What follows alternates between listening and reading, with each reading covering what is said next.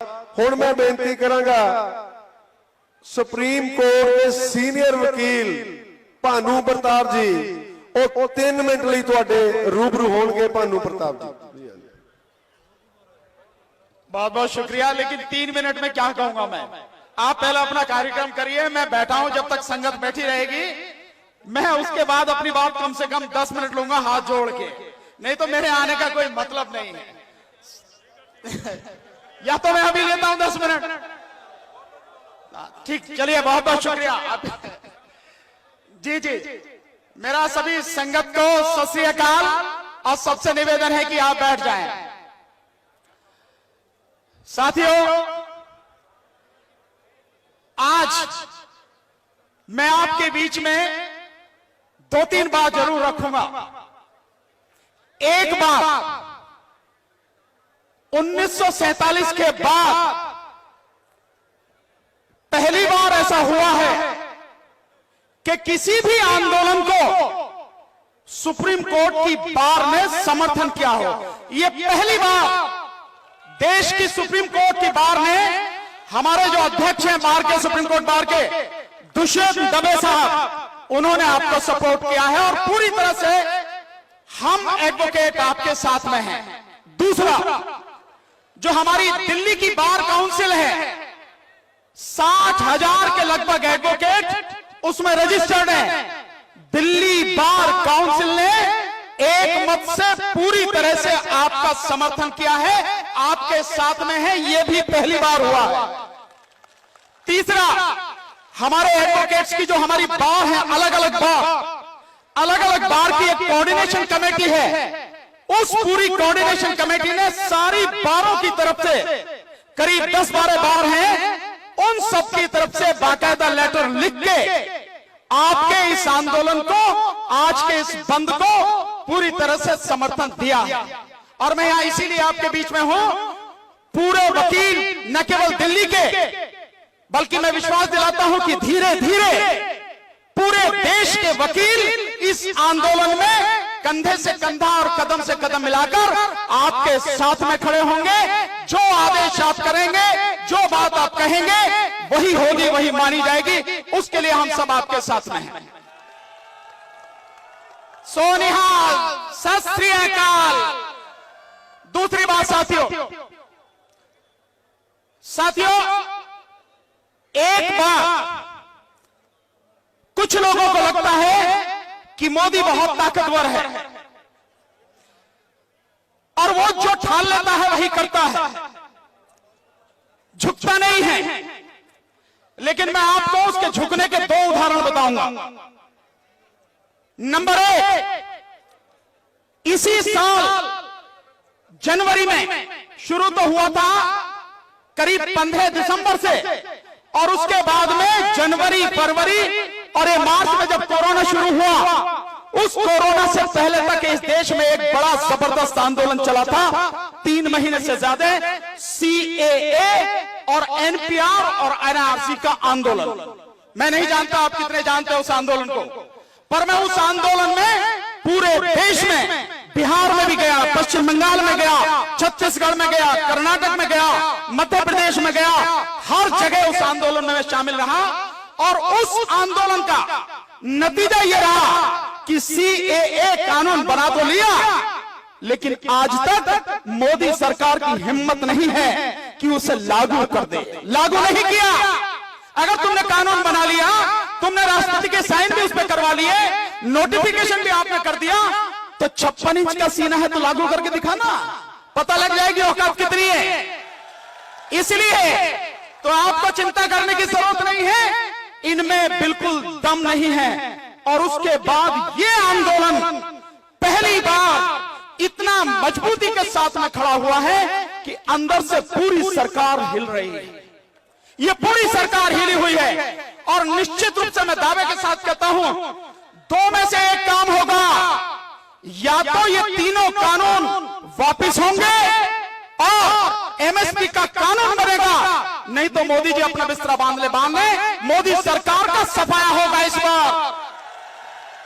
ये आंदोलन अब केवल पंजाब और हरियाणा का आंदोलन नहीं है, ये आंदोलन पूरे पूरे देश का आंदोलन है, क्योंकि इस व्यक्ति ने आके, इस चौकीदार ने आके इस देश का बेड़ा गर्क कर दिया, इस देश के 35 करोड़ लोगों को बेरोजगार कर दिया।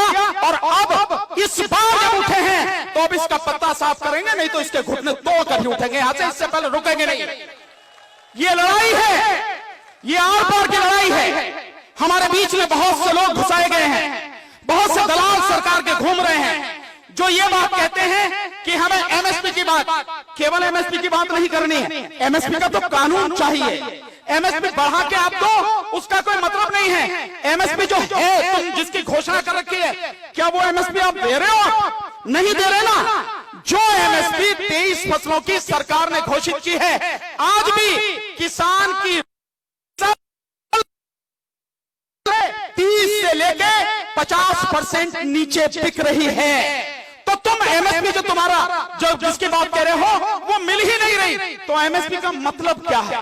दूसरा, एक और सरकार अभी पीछे जब मीटिंग हुई है तो कह रही है कि जो एसडीएम को जो कॉन्ट्रैक्ट ये वो है कृषि, ये कॉन्ट्रैक्ट फार्मिंग में जो अगर आपकी कीमत या किसी विषय में कोई कहासुनी होती है या मतभेद होता है, उसके लिए आप एसडीएम को छोड़ के, पहले तो एसडीएम की बात है कानून में, अब वो कह रहे हैं कि इसको आप अदालत तक ले जाएंगे, अदालत तक आप ले जा सकते हैं, उसकी कोई दिक्कत नहीं, ये संशोधन कर लेंगे। किस अदालत की बात कर रहे हो यार? जिस अदालत में चीफ जस्टिस जब वहां बैठा होता है तो मोदी के इशारे पर काम करता है और रिटायर होने के बाद में राज्यसभा का मेंबर बनता है, उस अदालत की बात कर रहे हो? ये उन अदालतों की बात कर रहे हो जिन अदालतों में 3 करोड़ से ज्यादा मुकदमे आज भी पड़े हैं, उन मुकदमों का कोई फैसला नहीं है। उन अदालतों पर भरोसा करेंगे हम, उन अदालतों पर भरोसा करेंगे कि जो सरकार के इशारे पे सारे काम करते हैं, उन अदालतों पर। कोई अदालत नहीं चाहिए हमें, कोई एसडीएम नहीं चाहिए हमें चाहिए सीधे सीधे, और बात करने की भी कोई जरूरत नहीं है। हम संशोधन नहीं मांग रहे, हम मांग रहे हैं कानून वापस लो, एमएसपी को कानूनी दर्जा दो, उसके बाद तुम्हारी हमारी लड़ाई खत्म।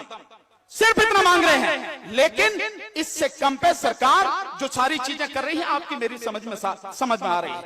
इन दलालों से भी हमको सावधान रहना है। दूसरी, साथियों, ये आज की बात नहीं है, ये मोदी सरकार ने कोई आज ये काम नहीं किया।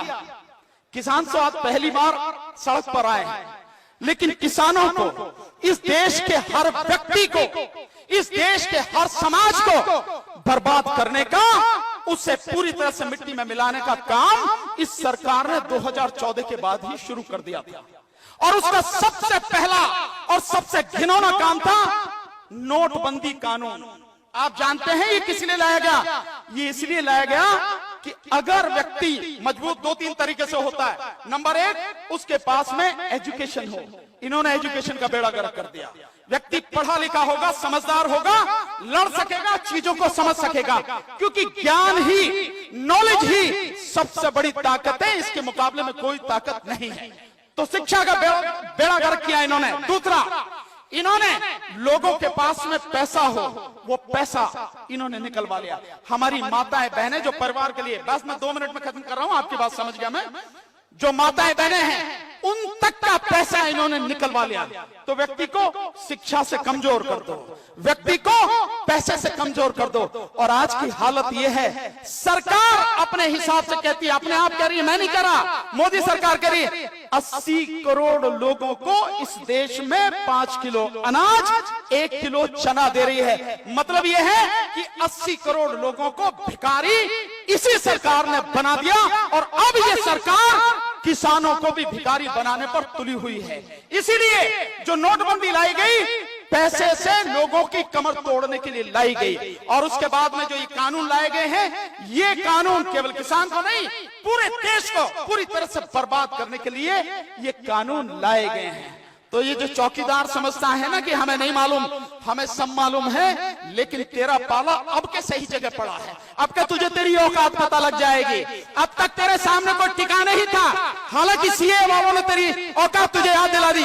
पर इस बार चाहे कुछ हो जाए, इससे कम पे समझौता नहीं होना चाहिए। क्योंकि मैं कह रहा हूं आपके साथ में केवल आपके किसानी नहीं है, मजदूर आपके साथ में है, छात्र आपके साथ में है, वकील पूरे आपके साथ में है, हर कोई आपके साथ में खड़ा है। और इसको जो अहंकार है ना कि जो मैं कर दूंगा वही हो जाएगा, वो अब नहीं चलेगा।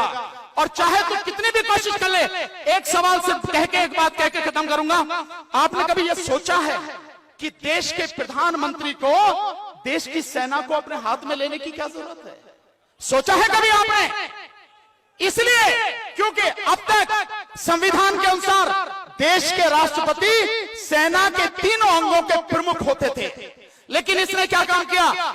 सेना के तीनों अंगों के ऊपर एक of CDS chief of defence staff बना दिया, और जो इस समय जनरल बिपिन रावत है, और चीफ ऑफ डिफेंस स्टाफ को यानी सीडीएस को सीधे सीधे अपने प्रति उत्तरदायी बना लिया। इसका मतलब यह है कि जो चीफ ऑफ डिफेंस स्टाफ है वो राष्ट्रपति के प्रति जो है जवाबदेह नहीं है, वो प्रधानमंत्री के प्रति जवाबदेह है। इसका मतलब साफ हो गया, सेना सीधे सीधे प्रधानमंत्री ने अपने हाथ में ले ली। तो आप नहीं सोचेंगे, एक सवाल आपके मन में नहीं आना चाहिए कि प्रधानमंत्री को सेना सीधे अपने हाथ में लेने की क्या जरूरत है जब राष्ट्रपति के हाथ में है? तो इस तरह से एक तरह से संविधान खत्म कर दिया। बहुत सी बातें हैं, बहुत लंबी बातें हैं, कभी मौका आपने फिर दिया, निश्चित रूप से आपके बीच में एक एक करके सारी चीज इस 56 इंची चौकीदार की आपको बताऊंगा और गिनाऊंगा आपको, और आपके साथ हर समय कदम से कदम मिलाकर रहेंगे। हम सब लोग आपके साथ में रहेंगे। लड़ाई को लड़िए, पूरी ईमानदारी से लड़िए, और जीत कर ही यहां से उठेंगे। हालांकि मेरा एक मानना था, और मैं हमेशा, हम लोग लगातार उसके लिए आंदोलन कर भी रहे हैं। इस आंदोलन में अगर ईवीएम भी जुड़ जाता, ईवीएम भी इस आंदोलन में जुड़ जाता, तो इस आंदोलन का आधार इतना व्यापक हो जाता कि इसके घुटने टूटने जरूरी थे और बहुत जल्दी टूटते। कोई बात नहीं, हम लोग ईवीएम का आंदोलन कर रहे हैं, क्योंकि आप माने ना माने, लेकिन चौकीदार जो बैठा है प्रधानमंत्री बनके, ईवीएम से हमारी वोटों को लूट कर ही ये यहाँ पे प्रधानमंत्री बना बैठा। अन्यथा पूरी बीजेपी और बीजेपी के जितने भी साथी हैं, इनकी औकात नहीं है कि 543 लोकसभा सीटों में से ये 100 सीट भी जीत कर आ जाएं। देश का 20% व्यक्ति इनके साथ में है, 80% इनके विरोध में है। इसलिए हमको संभल के चलना है, बहुत धैर्य से चलना है। जैसे हमारे किसान नेता हमें आदेश देते रहे, उनका सम्मान करते हुए चलना है। बहुत बहुत शुक्रिया। संगत ने मुझे समय दिया, मंच पर बैठे सभी साथियों ने मुझे समय दिया।